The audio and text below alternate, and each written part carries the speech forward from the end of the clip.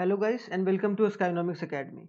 My name is Sunil Kumar Yadav और आज हम लोग मोस्ट इम्पॉर्टेंट जो भी एमसीक्यूज हैं स्टाफिंग के वो आज हम लोग डिस्कस करने जा रहे हैं। ठीक है, स्टाफिंग का हम लोगों ने कॉन्सेप्ट बहुत अच्छे तरीके से पिछले वाले क्लास में पढ़ा और जिन्होंने नहीं देखा है कॉन्सेप्ट वाला वीडियो वो जाकर एक बार यूट्यूब चैनल पर हमारे यूट्यूब चैनल पर देख सकते हैं। उसका एक अलग प्लेलिस्ट बना हुआ है, अगर बोला जाए उस प्लेलिस्ट का नाम है CUET 2023। CUET 2023, ठीक है। तो वहाँ पर आपको सारा जो वीडियो है वो मिल जाएगा, चाहे वो इकोनॉमिक्स से रिलेटेड हो चाहे वो BST से रिलेटेड हो, और जो भी सारे कॉन्सेप्ट्स हैं तो वो सब सारे कॉन्सेप्ट्स आपको CUET 2003 के प्लेलिस्ट में मिल जाएगा। ठीक है, तो अगर आप लोगों ने नहीं देखा है अभी तक तो वो जाकर एक बार देख लीजिए ताकि आप लोग MCQs भी हमारे साथ साथ अटेम्प्ट करते चलिए। तो चलिए, बिजनेस स्टडीज का ये चैप्टर है और MCQs आज हम लोग डिस्कस करने जा रहे हैं। चलते हैं पहले क्वेश्चंस पर। तो पहला क्वेश्चन क्या है, विच of the following is not an external source of recruitment. मैंने बताया था कि दो तरीके का रिक्रूटमेंट होता है, एक होता है एक्सटर्नल, एक होता है इंटरनल, है कि नहीं। तो ये बोला जा रहा है कि इसमें से कौन सा है जो एक्सटर्नल सोर्स नहीं है। तो कैंपस रिक्रूटमेंट ये क्या है, एक्सटर्नल है। ठीक है, ये एक्सटर्नल है। ठीक है, प्रमोशन, प्रमोशन तो प्रमोशन और ट्रांसफर दो तरीके से, प्रमोशन और ट्रांसफर दो तरीके का इंटरनल सोर्स ऑफ रिक्रूटमेंट था। ठीक है, तो ये चीज आप लोग ध्यान रखिएगा। ठीक है, दो तरीके का ये था इंटरनल सोर्स ऑफ रिक्रूटमेंट। यहाँ पर पहला क्वेश्चन कंप्लीट। ये क्या है कि ऑप्शन नंबर बी जो प्रमोशन है वो क्या है, इंटरनल सोर्स ऑफ रिक्रूटमेंट है। और उसमें ऑप्शन नंबर सी है कैजुअल कॉलर्स, ये एक्सटर्नल है। और जो डायरेक्ट रिक्रूटमेंट है वो भी एक्सटर्नल है। तो इसमें पूछा गया था कि कौन सा इसमें नहीं है एक्सटर्नल, तो आई होप सो ये भी क्वेश्चन क्लियर होगा पहला। अब चलिए चलते हैं सेकंड वाले क्वेश्चन पर। अब सेकंड वाले क्वेश्चन में क्या बोला गया, it is a good source of filling up the vacancies with employees from over staff department. अगर कोई एक डिपार्टमेंट, मान लो कि ये सेल्स डिपार्टमेंट है और ये एक एडवर्टाइजिंग डिपार्टमेंट है। अब मान लो एडवर्टाइजिंग डिपार्टमेंट में ज़्यादा बंदा हो गया, मतलब क्या, मान लो कि 5 बंदे की नीड थी, अब यहाँ 10 बंदे हो गए, तो अब यहाँ का बंदा ओवरलोड हो गया ना यहाँ पर। तो एक डिपार्टमेंट से दूसरे डिपार्टमेंट में ट्रांसफर किया जा सकता है, उसको हम लोग क्या बोलेंगे, ट्रांसफर। ठीक है, प्रमोशन मतलब एक प्रमोट करके चले गए, तो प्लेसमेंट नहीं होगा, प्रमोशन नहीं होगा, गवर्नमेंट एक्सचेंज नहीं होगा, तो क्या होगा, ट्रांसफर। तो ऑप्शन नंबर ए करेक्ट होगा। As a employees may be transfer from over staff department to the under staff department, कि जहां पर ओवर स्टाफ हो चुका है वहां पर उसको भेज दिया जाएगा अंडर स्टाफ डिपार्टमेंट में। अब आते हैं क्वेश्चन नंबर 3 में।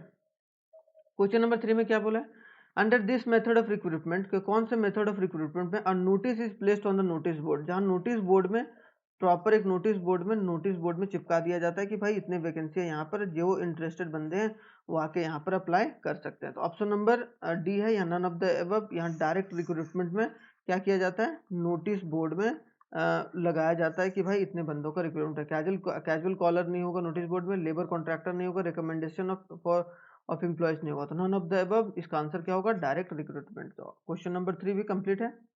चलते हैं नेक्स्ट क्वेश्चन नंबर 4 पर।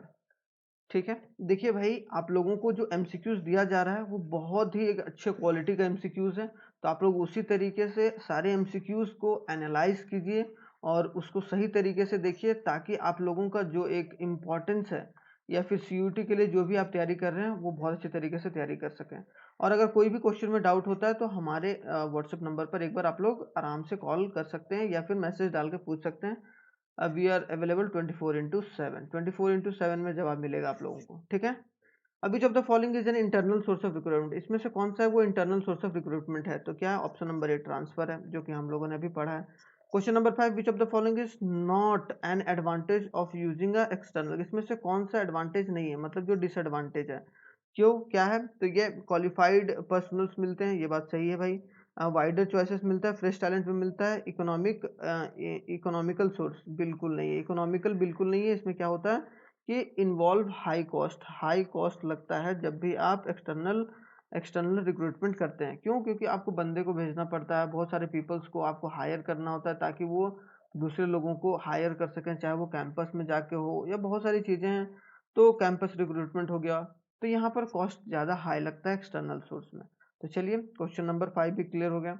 अब आते हैं क्वेश्चन नंबर 6 में। क्वेश्चन नंबर 6 क्या बोल रहा है भाई, विच of the following is not a disadvantage, वो डिसएडवांटेज नहीं है, मतलब क्या एडवांटेज है। कभी भी नॉट लग गया तो डिसएडवांटेज, तो क्या एडवांटेज पूछ रहा था। एडवांटेज इसमें क्या है, एडवांटेज क्या है, option number C, scope for a induction of fresh talent is reduce. इसमें क्या होता है, अगर आप इंड्यूस टैलेंट है, जो आपके अंदर में जो टैलेंट है, वो टैलेंट आप नहीं आगे बढ़ा रहे हैं, कॉस्टली प्रोसेस है, ठीक है, लेंदी प्रोसेस है, dissatisfaction among the existing staff रहता है, तो ये क्या है, नॉट अ डिसएडवांटेज, ये एक डिसएडवांटेज नहीं है। क्लियर, चलिए, ये एक तरीके का क्या है, एडवांटेज है। क्या है, एडवांटेज, ये बात याद रखना है। अब आते हैं सेवेंथ क्वेश्चन पर, it is a career oriented process, कि कौन सा प्रोसेस जो होता है वो करियर ओरिएंटेड रहता है, मतलब जिसमें करियर को इम्प्रूव करने में या करियर को बिल्ड करने में काम आता है। तो उसका ऑप्शन नंबर क्या होगा, option number C, selection. Selection के थ्रू करियर ओरिएंटेड प्रोसेस है, क्यों, क्योंकि इसमें कहीं ना कहीं आप किसी के करियर को आप कर रहे हैं। तो it is an individual process, एक तरीके से बोला जाए कि ऑप्शन नंबर सी होगा सिलेक्शन, ये एक एक कर सबको सेलेक्ट किया जाता है जो कि उस कंपनी के लिए बेनिफिशियल हैं। क्वेश्चन नंबर 8 क्या है भाई, it is a process of management which is, कौन सा प्रोसेस ऑफ मैनेजमेंट है, which concern with obtaining, utilising and maintaining the satisfactory and satisfied workforce, कि इसमें से कौन सा कि जो मेंटेन करता है सेटिस्फाइड वर्कफोर्स को, और जो बोला जाए कि वर्कफोर्स को या ह्यूमन रिसोर्स को वो कंपनी में लाने का काम करता है, मतलब क्या, एचआरएम, ह्यूमन रिसोर्स को वो लाने का काम करता है और उसको मैनेज करने का, मतलब एचआरएम, ह्यूमन रिसोर्स मैनेजमेंट का काम करता है। तो क्या ऑप्शन नंबर सी राइट है, मतलब स्टाफिंग, जो अभी हम लोग ये चैप्टर पढ़ रहे हैं, तो स्टाफिंग एक इसमें से मेन कॉन्सेप्ट है। अब आते हैं नाइन्थ क्वेश्चन। नाइन्थ क्वेश्चन में क्या बोला गया, this analyse and would enable an assessment of a numbers and a type of human resource necessary for the performance of a various jobs and accomplishment of the organizational objective। इसमें से कौन कौन सा जो एक तरीके से बोला जाए कि किस असेसमेंट से इनेबल होता है कि जो ह्यूमन रिसोर्स है वो वेरियस परफॉर्म और अकॉम्प्लिश कर सकें, ताकि हमारा जो ऑब्जेक्टिव है बिजनेस का वो पूरा हो सके। तो मेन चीज़ क्या है कि वर्कफोर्स एनालिसिस या वर्कलोड एनालिसिस। तो सिंपल सी बात है कि आप लोग अगर वर्कलोड एनालिसिस करते हैं, मतलब मान लीजिए कि 3 लेवल पर होता है, एक हायर लेवल पर होता है, एक लोअर, एक मिडिल लेवल पर, एक लोअर लेवल पर, ये 3 ग्रुप में काम करते हैं, 3 ग्रुप में स्टाफिंग की जाती है, ठीक है। अब ये तीनों में अगर वर्कलोड आप किसी एक ग्रुप पर ज़्यादा दे दोगे तो क्या होगा कि वो कंपनी, तुम बोलेगा यार ये बहुत काम करवाता है भाई, इसे यहाँ काम छोड़ के चलते हैं, जहाँ उसको कहाँ शांति मिलेगा, दूसरी जगह काम मिलेगा अच्छा, वहाँ पर वो निकल के चल जाएगा। तो ये बात याद रखना है कि वर्कलोड को मेंटेन करना बहुत ज़रूरी है और किसी एक पर ज़्यादा वर्कलोड नहीं देना चाहिए। तो ये एनालिसिस इनेबल करता है। अब आते हैं क्वेश्चन नंबर 10 में। तो आप लोगों को कैसा लग रहा है, जोश के साथ, जुनून के साथ पढ़ते रहिए और थोड़ा सा रिवाइज भी करते रहिए। दिस एनालिसिस की कौन सी एनालिसिस है, which reveals the number and types of human resource available within the organisation, कि कौन से एनालिसिस से जो ह्यूमन रिसोर्स मैनेजमेंट करता है, जो एचआरएम करता है एनालिसिस, वो कौन से एनालिसिस के थ्रू पता चलता है कि कितने ह्यूमन रिसोर्स अवेलेबल हैं विद इन द ऑर्गेनाइजेशन, के ऑर्गेनाइजेशन के अंदर कितने ह्यूमन रिसोर्स अवेलेबल हैं, कि नंबर ऑफ जो एम्प्लॉयज़ हैं वो हमारे कितने हैं। तो ऑप्शन नंबर सी है वर्कफोर्स एनालिसिस, कि हमारे जो ऑर्गेनाइजेशन में है या कंपनी में है कितना वर्कफोर्स अवेलेबल है। तो ये चीज़ ऑप्शन नंबर सी करेक्ट ऑप्शन होगा। अब आता है क्वेश्चन नंबर 11। तो वर्कफोर्स एनालिसिस, जो वर्कफोर्स एनालिसिस होता है, would enables to know whether the organisation is, क्या वर्कफोर्स जो एनालिसिस होता है वो क्या बताता है, वो ये बताता है कि ऑर्गेनाइजेशन क्या है, कि अंडर स्टाफ्ड है, ओवर स्टाफ्ड है, ऑप्टिमली स्टाफ्ड है, मतलब कि आपके कंपनी में ज़्यादा स्टाफ हो गया या कम स्टाफ हो गया, या फिर जो भी स्टाफ है वो थोड़ा बहुत है, थोड़े बहुत नीड की जरूरत पड़ेगी और ना भी पड़े। तो मतलब वो क्या बताता है कि आपकी नीड किस तरीके से और किस तरीके से आप वर्कलोड को डिसाइड कर सकते हो, है कि नहीं, आप वर्कलोड को किस तरह डिसाइड कर सकते हो, और आपके ऑब्जेक्टिव के थ्रू, कि जो भी आपने ऑब्जेक्टिव रखा है कंपनी में, जो भी ऑब्जेक्टिव आपने तय करके रखा है, तो उसके हिसाब से, ठीक है। तो आपको क्वेश्चन नंबर 11 भी क्लियर है। अब क्वेश्चन नंबर 12 है, क्या है, फटाफट पढ़ लेते हैं। It refers to the process of searching for the prospective employees and stimulating them to apply for a job in organization, कि कौन सा सर्चिंग या कौन से प्रोसेस में एम्प्लॉयज़ के मतलब अच्छे एम्प्लॉयज़ की सर्च होती है, और उसके बाद उन लोगों को एक तरीके से स्टिमुलेट किया जाता है कि आप मेरे कंपनी में अप्लाई कीजिए और आपको यहाँ पर हम लोग बहुत अच्छे तरीके से सारे कामों को कराएंगे। तो ये रिक्रूटमेंट क्या होता है? एक प्रोसेस है जिसके थ्रू लोगों को सर्च किया जाता है और स्टिमुलेट किया जाता है ताकि वो आपके कंपनी में क्या कर सकें? अप्लाई कर सकें जॉब। तो आई होप सो ये चीज़ क्लियर होगा। क्वेश्चन नंबर 13 क्या है? It is a process of choosing from the pool of the prospective job candidates develop at the stage of recruitment. कि डेवलप जो रिक्रूटमेंट में जो भी लोग आते हैं उससे हम लोग लोगों को छांटते हैं। क्या करते हैं? मतलब कौन कौन से लोग हमारे कंपनी के लिए सुटेबल हैं। तो वो कौन सा काम करता है? वो नेक्स्ट स्टेप क्या है कि हमारा वो है सिलेक्शन। रिक्रूटमेंट के बाद हमेशा क्या होता है? सिलेक्शन होता है। जिसने अप्लाई करा उसके बाद उसको सिलेक्शन करवाई जाती है। तो ये चीज़ आप लोग ध्यान में रखिएगा। तो क्वेश्चन नंबर 13 भी कंप्लीट है। अब आते हैं क्वेश्चन नंबर 14 पर। क्वेश्चन नंबर 14 क्या है भाई? It is a process of introducing the selected employees. कि क्या करता है कि जो भी सेलेक्टेड एम्प्लॉयज रहते हैं, जो भी सिलेक्शन के थ्रू सेलेक्टेड कैंडिडेट रहता है उसको क्या करता है? इंट्रोड्यूस करने का काम करता है to the other employees and familiarising him the rules and policies of the organisation. ताकि रूल्स और रेगुलेशन ऑफ द पॉलिसीज वो जान सके, जो भी पॉलिसी है, जो भी रूल्स है कंपनी का, उसके बारे में। तो वो कौन सा प्रोसेस है जिसमें इंट्रोड्यूस किया जाता है सिलेक्शन के बाद जो भी सिलेक्टेड कैंडिडेट रहते हैं? तो वो प्रोसेस कौन सा है? वो प्रोसेस हमारा है ओरिएंटेशन प्रोसेस। ताकि आप कंपनी में फेमिलियर हो जाए और जो भी लोग पहले से कंपनी में काम कर रहे हैं उनसे एक बार जान पहचान हो जाए। तो ओरिएंटेशन रखा जाता है। उसके बाद सिलेक्शन के बाद ओरिएंटेशन प्रोसेस, जिससे फेमिलियरिटी बढ़ाई जाती है कंपनी के अंदर, जो भी उसके रूल्स एंड पॉलिसीज रहते हैं वो सब सारी चीज़ें। अब आता है question number 15। It refers to the employees occupying the position और the post for which the person has been selected.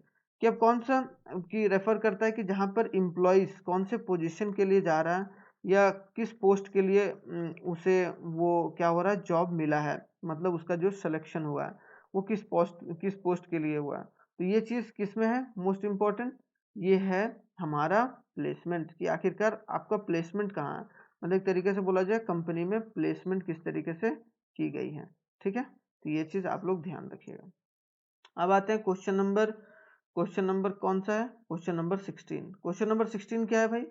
तो क्वेश्चन नंबर 16 बोला गया है कि the important aspect of staffing includes. कि कौन सा स्टाफिंग में कौन सा इम्पॉर्टेंट एस्पेक्ट है कि जिसके थ्रू स्टाफिंग एक तरीके से उसका नींव रखा गया है। तो इसमें इंपॉर्टेंट एस्पेक्ट है सिलेक्शन, ट्रेनिंग, रिक्रूटमेंट। ये तीनों है कि भाई सिलेक्शन भी होता है, पहले तो रिक्रूटमेंट होता है, रिक्रूटमेंट के बाद सिलेक्शन होता है, सिलेक्शन के बाद ओरिएंटेशन होता है, ओरिएंटेशन के बाद ट्रेनिंग होता है। तो ये सब सारी ऑल ऑफ द एबव सारे ऑप्शंस क्या है? हमारे राइट हैं। ठीक है, तो इसमें कोई डाउट नहीं होना चाहिए। कोई भी डाउट है बस यहाँ जाना है आप लोगों को, है कि नहीं? ज़्यादा तो कुछ करना ही नहीं है। और एक जोश और जुनून के साथ पढ़ते रहिए ताकि आप लोग जो भी सीयूईटी का एग्जाम है, अभी तो यही है ना गोल कि सीयूईटी के एग्जाम में भाई अच्छा परसेंटाइल आ जाए ताकि अच्छे यूनिवर्सिटी में एडमिशन हो जाए। उसके बाद फिर इंजॉय करो, साथ ही साथ पढ़ाई भी करो। तो इंजॉयमेंट के साथ एजुकेशन, देखो इसीलिए इंजॉयमेंट और एजुकेशन दोनों ई से शुरू होता है, क्योंकि E for enjoyment, E for education. Enjoyment with education या एजुकेशन विथ इंजॉयमेंट। ठीक है। The various activity, 17th question है, the various activity involve the process of recruitment है। कौन कौन सा स्टेप्स है रिक्रूटमेंट में? तो पहले आइडेंटिफिकेशन एंड असेसमेंट, बिल्कुल सही है। सिलेक्शन करता है, फिर ठीक है। Inviting application from the prospective candidate, जो कैंडिडेट अच्छा है उसको इनवाइट किया जाता है फिर पोस्टिंग के लिए, ये इंटरव्यू के लिए जो इनवाइटेड किए जाते हैं। तो ऑल ऑफ द अबव इसका ऑप्शन डी होगा, इसमें कोई प्रॉब्लम नहीं है। ठीक है, जल्दी से चलते हैं क्वेश्चन नंबर 18 में। क्वेश्चन नंबर 18 में it refers to the horizontal movement of employees along the organizational structure. कौन सा है जो हॉरिजॉन्टल मूवमेंट होता है? हॉरिजॉन्टल ऐसा होता है ये वाला लाइन, और वर्टिकल होता है ये वाला। तो हॉरिजॉन्टल मूवमेंट ऑर्गेनाइजेशनल स्ट्रक्चर में कहाँ पर है? तो ट्रांसफर में क्या होता है? हॉरिजॉन्टली बढ़ा जाता है। ऐसा नहीं होता है कि भाई ट्रांसफर में जब प्रमोट किया जा रहा है ना, तो वर्टिकली आप ऊपर जा रहे हो। प्रमोट मतलब एक पोजीशन से दूसरे पोजीशन पर जा रहे हो प्रमोशन में। लेकिन जब ट्रांसफर होता है तो एक ही लाइन में होता है, जो भी लाइन स्ट्रक्चर में वहीं पर आपका ट्रांसफर होगा। आप कोई ज़्यादा नहीं, आप मान लो कि आप एसपी हैं या डीएसपी हैं, या मान लीजिए कि आप चार्टर्ड अकाउंटेंट है कोई कंपनी में, तो आप अब उसी लाइन में कहीं ना कहीं आप ट्रांसफर होंगे चार्टर्ड अकाउंट के लाइन में। तो हॉरिजॉन्टली होता है ये। प्रमोशन लीड्स टू, प्रमोशन क्या करता है? तो प्रमोशन सीधी सी बात है क्या करता है? Shifting the employees to the higher position. बिल्कुल, वो क्या करता है? अब पोजीशन हायर करता है जो भी कैंडिडेट सेलेक्टेड रहते हैं।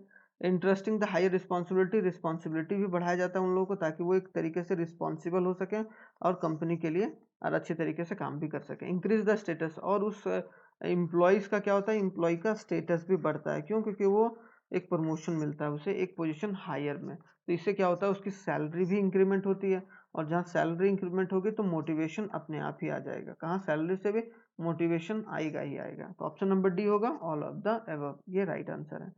तो अब क्या है क्वेश्चन नंबर 20। तो क्वेश्चन नंबर 20 क्या है? When the employees are given promotion, तो एम्प्लॉयज को प्रमोशन दिया जाता है तो क्या होता है? मोटिवेशन लेवल इंप्रूव्स, बिल्कुल सही है। लॉयल्टी इंक्रीज होती है और job satisfaction at higher level, और सेटिस्फैक्शन, तो ऑल ऑफ द अबव जो ऑल होगा सारे क्या है? करेक्ट है। तो ऑप्शन नंबर डी होगा वो हमारा सही आंसर होगा। इसमें क्या बोला? It's suitable for a fulfilling filling the casual vacancy, को कैजुअल कोई भी वैकेंसी होती है उसको फिल करते हैं। तो when the workload is high and when the certain number of permanent workers are absent, कि कभी क्या होता है कोई परमानेंट जो वर्कर्स रहता है या मैनेजर्स रहता है वो एब्सेंट रहता है, या फिर कैजुअल जो भी थोड़ी बहुत छोटी छोटी काम है उसमें कोई वैकेंसी रहती है, तो उसमें क्या बोलते हैं, उसमें हम लोग डायरेक्ट रिक्रूटमेंट करते हैं, एक नोटिस बोर्ड के थ्रू चिपका दिया जाता है कि भाई यहाँ जैसे मान लो मैंने बताया था कि काम वाली चाहिए तुमको, ठीक है, काम वाली चाहिए तुम्हारे इंस्टीट्यूशन में या तुम कोई कंपनी चला रहे हो उसमें कोई काम वाली चाहिए, तो वहां पर डायरेक्टली एक नोटिस बोर्ड में लिख दिया जाएगा कि भाई जो लोग काम करना चाहते हैं वो ऑफिस के गेट के बाहर चिपका दिया जाएगा या कहीं कहीं जगह जगह पर, ताकि वो लोग अपने से कंसल्ट कर लें। तो कैजुअल वर्कर्स इसी तरीके से चुने जाते हैं, ठीक है, ये बात याद रखना है। या कुछ दिन के लिए काम करना है जो, तो ये कैजुअली डायरेक्ट रिक्रूटमेंट के थ्रू होता है। Clear? Under this method of recruitment, कौन सा मेथड है रिक्रूटमेंट का? An organisation maintain a database of unsolicited applicants in their office, कि जो एप्लीकेशन होता है बहुत सारे लोगों का या बहुत सारे एम्प्लॉयज़ का जो वो रिक्रूटमेंट करना चाहते हैं उनका वो डेटा इकट्ठा करते हैं। तो वो कौन सा? कैजुअल कॉलर्स का, जो भी कॉल करके बताते हैं कि भाई यहाँ वैकेंसी खाली है, आप जाके आके यहाँ के अप्लाई कर सकते हैं। तो वो सब रॉ डेटा निकाला जाता है, किसके थ्रू? रॉ डेटा निकाला जाता है, मान लो आईआईटी के थ्रू या फिर आईआईएम के through, Indian institute of management के थ्रू, तो वो सब सारी चीज़ें वहाँ से की जाती हैं कॉलिंग के थ्रू। क्वेश्चन नंबर क्या? 13 है। The source of requirement basically specializes in filling up the vacancy at a middle level and a top level management. क्या बोल रहा है कि जो दिस सोर्स ऑफ रिक्वायरमेंट है वो स्पेशली क्या करता है? फिलिंग वैकेंसी करता है मिडिल लेवल पर and a top level management, उसको क्या बोलते हैं? तो प्लेसमेंट एजेंसीज करती है ज़्यादातर, और जो मैनेजमेंट कंसल्टेंट है, और ये पैसा भी लेती है। तो यहाँ पर याद रखना है कि प्लेसमेंट एजेंसीज और मैनेजमेंट कंसल्टेंट क्या करती है कि जो बेसिकली स्पेशलाइज करती हैं कि मिडिल लेवल पर और जो टॉप लेवल पर है उन लोगों को किस तरीके से, या वहाँ जो भी खाली है स्थान उन लोगों को भरने की बात की जाती है। 24th क्वेश्चन, फटाफट क्या करते हैं 24th क्वेश्चन पर आ गए अभी देखते देखते भाई हम लोग, और मजा भी आ रहा है कि भाई क्वेश्चन कर रहे हैं हम लोग। It is very useful source of recruitment, इस एक बहुत अच्छा रिक्रूटमेंट है सोर्स जहाँ hiring casual and badli workers to whom the compensation are provided on the daily wages. तो इसमें क्या है? Direct recruitment. यहाँ भी ये डेली जो वेजेस होते हैं तो वो सब वो किसके अंदर आते हैं? बदली की, मतलब किसी के बदले काम कर रहा है, किसी के बदले जा रहा है, मतलब वो एक बोला जाए कि डेली वर्कर्स के रूप में उन लोग को डेली वेजेस मिलता है, कि वेजेस भी क्या मिलेगा? डेली मिलेगा। तो वो सब सारा क्या हो जाएगा? डायरेक्ट रिक्रूटमेंट के थ्रू होगा। अब आता है 25, many big organization maintain a close license with the universities. क्या करता है कि बहुत बहुत सारे ऑर्गेनाइजेशन क्या करता है? यूनिवर्सिटी के साथ उनका टाई अप रहता है कि भाई आपके जो भी बंदे होंगे वहां पर आके मैं आपका कैंपस रिक्रूटमेंट करूंगा। तो यहाँ पर एक सिंपल सा क्वेश्चन क्या है, यहाँ पर कभी भी दिख जाएगा यूनिवर्सिटी से कोई भी जो लिंक है ऑर्गेनाइजेशन का, तो वो कहाँ जाएगा? Campus recruitment. तो आंसर क्या होगा? कैंपस। क्या कर रहा है कि कोई इंस्टीट्यूशन है, कोई ऑर्गेनाइजेशन है, वो किसी कॉलेजेस में जाके क्या कर रहा है? बंदों को चुन रहा है। क्या कर रहा है? बंदों को चुन रहा है। तो ये चीज़ इंपॉर्टेंट भी हो जाता है, और इसी तरीके से कि ताकि जो बंदे हैं वो अच्छे तरीके से हमारी कंपनी में जो भी आईआईटी या आईआईएम जहाँ भी हैं वहाँ से अच्छे अच्छे लोगों को हम रिक्रूट कर सकें अपने कंपनी में। तो वो क्या होता है? कैंपस रिक्रूटमेंट होता है। तो इसको भूलना नहीं है। चलिए ठीक है। अब आते हैं क्वेश्चन नंबर 26 में, जल्दी से। क्वेश्चन नंबर 26 में क्या बोला गया भाई? This test is an indicator of a person learning ability, कि क्या पर्सन की लर्निंग एबिलिटी क्या है, एबिलिटी क्या है, और जो ability to make a decision and judgment. तो ये क्या, कौन से टेस्ट में ये बताया जाता है तो कौन से टेस्ट से एनालाइज किया जाता है? तो इंटेलिजेंस टेस्ट। जो इंटेलिजेंस टेस्ट होता है जब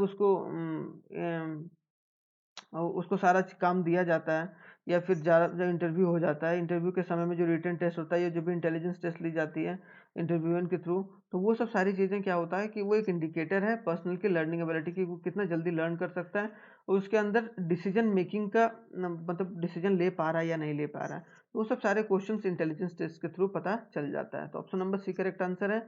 27 it is a measure of a individual potential. क्या कि किसमें इंडिविजुअल पोटेंशियल के बारे में पता चलता है? For a learning new skills, new skills ज़्यादा से ज़्यादा सीख पा रहे कि नहीं, तो वो एप्टीट्यूड टेस्ट। एप्टीट्यूड टेस्ट एक ऐसा टेस्ट है, एप्टीट्यूड टेस्ट एक ऐसा टेस्ट है जिसमें एक लर्निंग पता चलता है, इंडिविजुअल का पोटेंशियल पता चलता है कि ये बंदा कितना नया स्किल्स, जो न्यू स्किल्स है वो जल्दी से सीख पाएगा कि नहीं सीख पाएगा। तो एप्टीट्यूड टेस्ट में ये पता चलता है। ठीक है, तो ये चीज़ इंटेलिजेंस टेस्ट और एप्टीट्यूड टेस्ट दोनों के बारे में अगर क्वेश्चन आएगा तो आप लोग कर दीजिएगा। अब आते हैं क्वेश्चन नंबर 28। क्वेश्चन नंबर 28 में क्या, this test measures the existing skills of a individual in terms of level of knowledge और प्रोफेंसी इन द एरिया। की एरिया, जिस एरिया के लिए अप्लाई कर रहा है, जैसे मान लो कि तुम चार्टेड अकाउंटेंट के लिए कोई कंपनी में अप्लाई कर रहे हो, तो उसके लिए जो भी चाहिए, मतलब जो आपका बैकग्राउंड है उसमें क्या आप सही तरीके से काम कर रहे हैं कि नहीं कर रहे हैं, या जो बैकग्राउंड है उसमें आप अच्छे तरीके से सारा नॉलेज है या नहीं है, आपको स्किल्स है कि नहीं है। तो उसको हम लोग बोलते हैं ट्रेड टेस्ट। क्या बोलते हैं?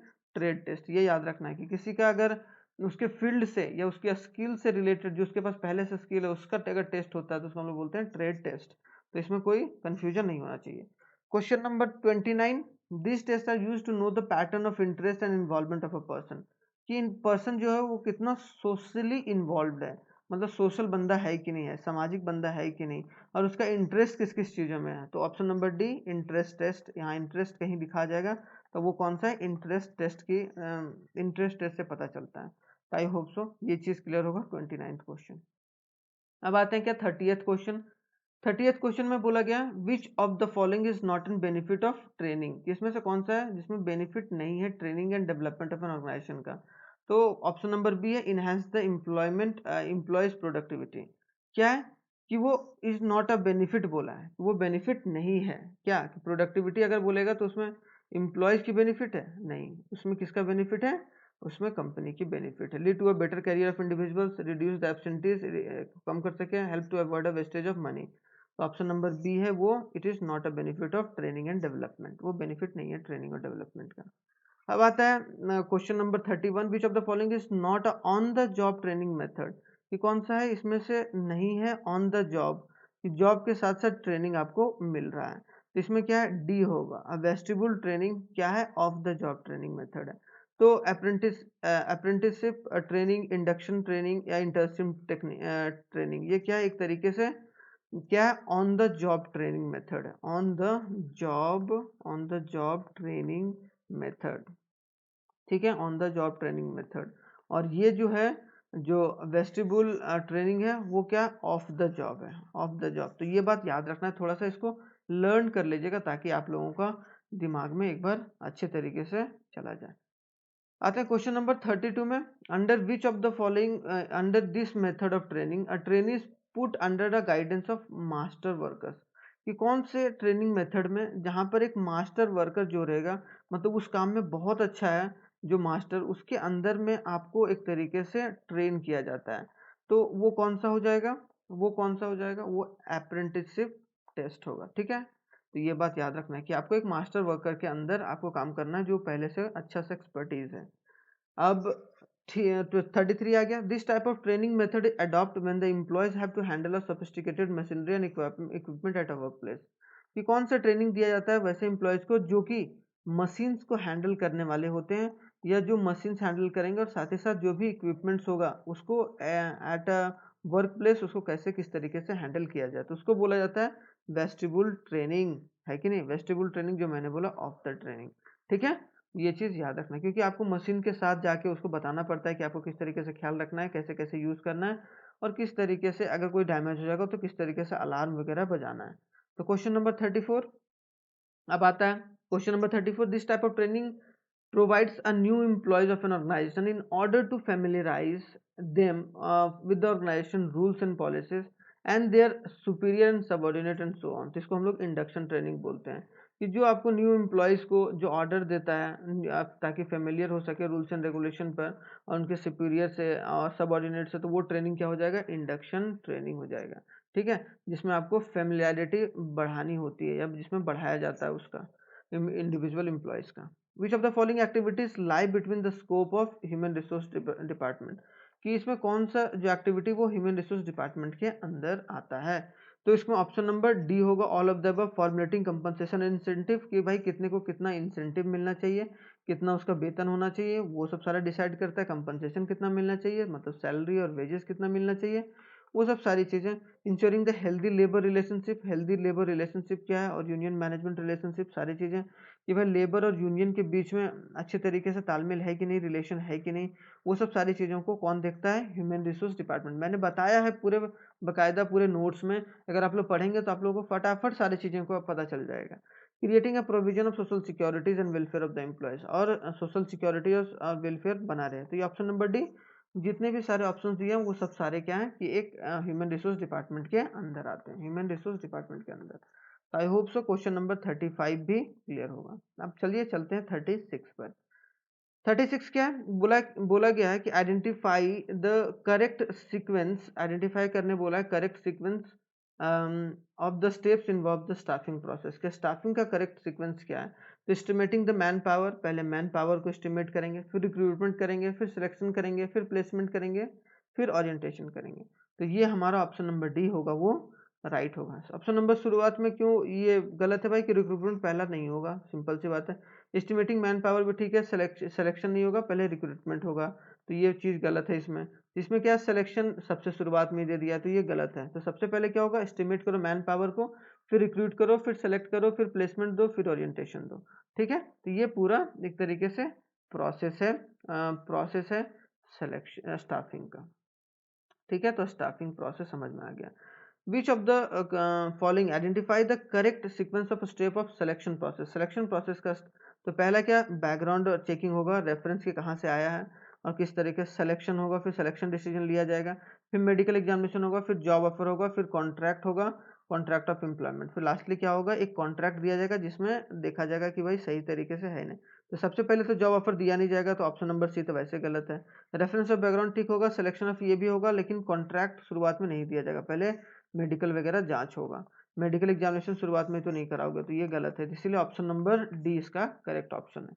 ठीक है, चलिए अब चलते हैं क्वेश्चन नंबर 38 में। क्वेश्चन नंबर 38 क्या है, Lalit has always been fascinated of hand woven textile design, कि वो क्या है कि हाथ से, जो ललित है वो क्या है, जो हाथ से बुना हुआ चीज, जो हैंडीक्राफ्ट होता है ना, उसको जब बहुत ज्यादा पसंद है, हैंडीक्राफ्ट वाली चीजें, जो हाथ से बनी हुई चीजें होती हैं। Therefore he decided to become a weaver, और वो क्या है कि वो उससे पसंद भी करता है बनाना, तो वो वीवर बनने का ठाना है। He told to order and understand them to workmanship and he have the work under the guidance of master, और उसको मास्टर के अंदर गाइडेंस दिया गया। इसको किसके ऊपर, एक मास्टर जी हैं जो उस काम में बहुत अच्छे हैं, तो मास्टर के अंदर गाइडेंस है। जो ये काम सीखना चाह रहा है वो कौन है, एम्प्लॉयज ललित। तो इसको हम लोग क्या बोलेंगे, इंटर, ये अप्रेंटिसशिप ट्रेनिंग। क्यों किसी के मास्टर के अंदर काम कर रहा है, ये सीखना चाह रहा है काम, तो इसको हम बोलेंगे अप्रेंटिसशिप ट्रेनिंग दिया जा रहा है इसको। अब यहाँ बोला गया Kundan Lal joined a food processing unit and the workforce and since you expected to sophisticated machinery, उसको मशीन के साथ काम करना है। तो कुणाल, ये कुंदन को कौन सा ट्रेनिंग दिया जाएगा जो मशीन को संभाल सके अच्छे तरीके से, तो उसको वेस्टिबुल ट्रेनिंग, जो मशीन्स और जो इक्विपमेंट संभालता है जो वर्क प्लेस पर, और उसको जो ट्रेनिंग दिया जाता है, तो उसको क्या बोलते हैं हम लोग, उसको बोलते हैं हम लोग वेस्टिबुल ट्रेनिंग। तो I hope so 39 number question भी कंप्लीट होगा, और ये बहुत अच्छा क्वेश्चन था मेरे हिसाब से।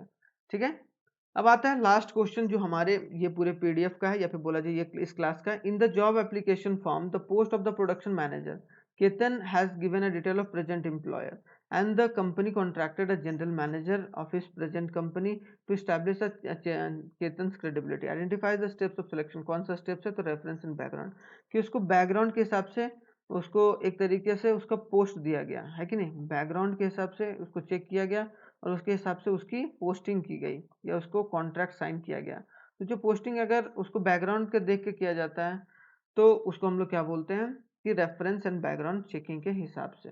तो ये एक तरीके से सिलेक्शन का प्रोसेस है, एक सिलेक्शन का प्रोसेस है कि बैकग्राउंड चेकिंग सबसे पहले होता है, उसके हिसाब से अगर पोस्टिंग दे दिया तो वो क्या हो गया, ये चीज़ बहुत आसानी तरीके से आप समझ गए होंगे। आई होप सो आपका पूरे अच्छे तरीके से क्लियर होगा। ठीक है, तो आप लोगों को मज़ा तो बहुत आया होगा और 40 क्वेश्चंस हम लोगों ने किया करा है, तो 40 क्वेश्चन से आगे कुछ आएगा नहीं। अगर आप लोग एक बार नोट्स को रिवाइज कर लेंगे, एक बार आप लोग सुन लेंगे, उसके बाद इसको एक बार सुन लेंगे, तो आप लोगों को एक तरीके से फिर कॉपी खोलने की जरूरत भी नहीं पड़ेगी। अब बाद में मैं जब एक सैम्पल क्वेश्चन कराऊंगा, सैम्पल पेपर का क्वेश्चन लास्ट में, तब वहां से डिस्कस कर लेंगे, तो वो चीज़ तो हो जाएगा।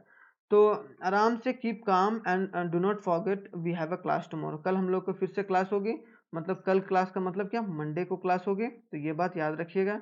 ठीक है, तो मंडे को क्लास होगी, कल संडे है, तो इसी तरीके से बनाए रखिएगा। और मंडे को हम लोग क्या पढ़ेंगे, प्रोड्यूसर इक्विलिब्रियम पढ़ेंगे। क्या पढ़ेंगे, प्रोड्यूसर इक्विलिब्रियम पढ़ेंगे, जो हमारा माइक्रो इकोनॉमिक्स का पार्ट है। इसीलिए हम लोग पहले क्या डिस्कस कर रहे हैं, माइक्रो इकोनॉमिक्स, उसके बाद फिर माइक्रो इकोनॉमिक्स का वीडियो भी जल्दी से आएगा। तो चलिए बने रहिए हमारे इस वीडियो के साथ, और साथ ही साथ आप लोग इसी तरीके से प्यार बनाए रखिए। और thanks for watching once again. और ये हमारा फेसबुक आईडी है, ये हमारा इंस्टाग्राम आईडी है, यहाँ फॉलो कर सकते हो, ये हमारा वेबसाइट है, और ये आप लोग जानते ही ये हमारा व्हाट्सएप नंबर है, जिसके थ्रू आप हम लोग मेरे तक क्या कर सकते हैं, क्वेश्चन पहुंचा सकते हैं, जहां पर आप लोगों को सही तरीके से क्वेश्चन का जवाब मिलेगा। तो चलिए thanks for watching once again, तब तक के लिए आप लोग खुश रहिए, मस्त रहिए, और जय हिंद।